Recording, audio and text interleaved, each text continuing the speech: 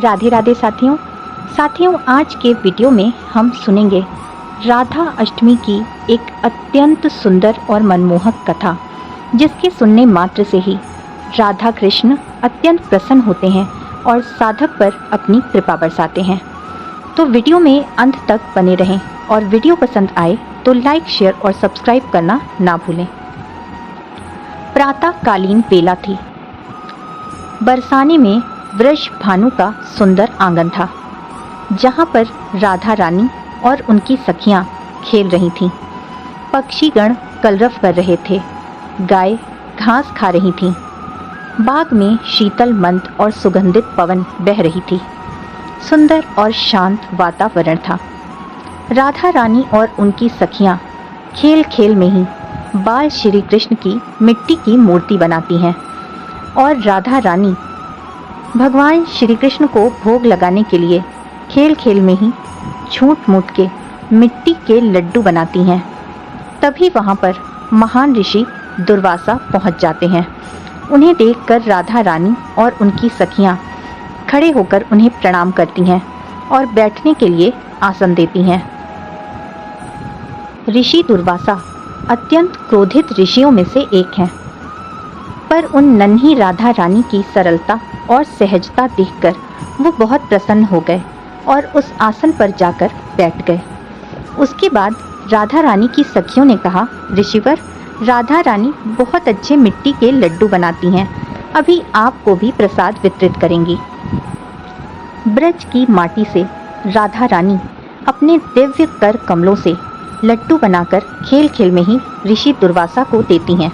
ये देखकर ऋषिवर उनके भोलेपन और सरलता से अभिभूत हो जाते हैं और कहते हैं कि अब मैं इन लड्डुओं का भोग लगा लूं।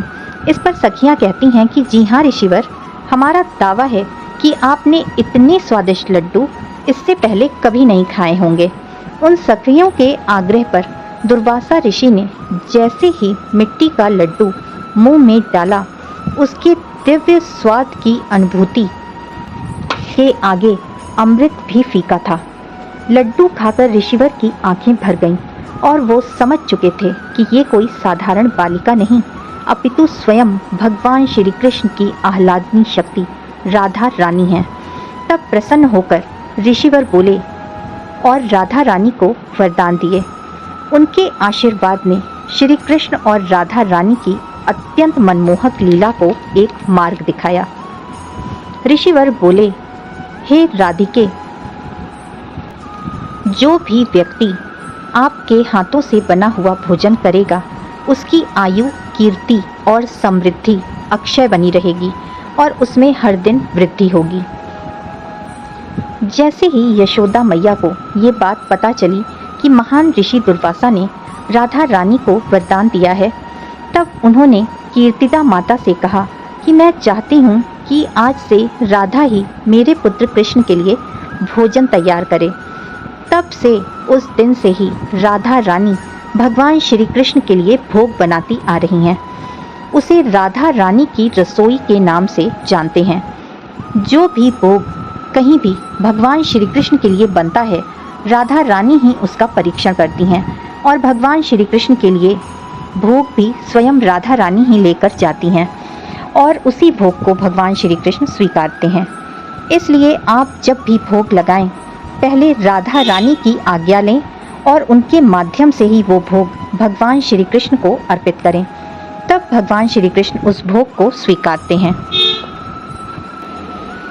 यदि श्री कृष्ण की कृपा प्राप्त करनी है और हम राधा रानी के माध्यम से उनके पास जाएंगे, तो हमें आसानी से श्री कृष्ण की कृपा और भक्ति प्राप्त हो सकती है, क्योंकि राधा रानी अत्यंत दयालु हैं, करुणामयी सरकार हैं और भक्ति देवी भी राधा रानी के ही नियंत्रण में हैं।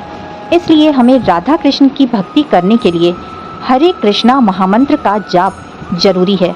इस महामंत्र में हरे राधा रानी के लिए ही संबोधन है, जिसमें हम उनसे प्रार्थना करते हैं कि वो हमें श्री कृष्ण की सेवा में संलग्न करें, क्योंकि श्री कृष्ण से मिलने की जो राह बता दे वही है राधे।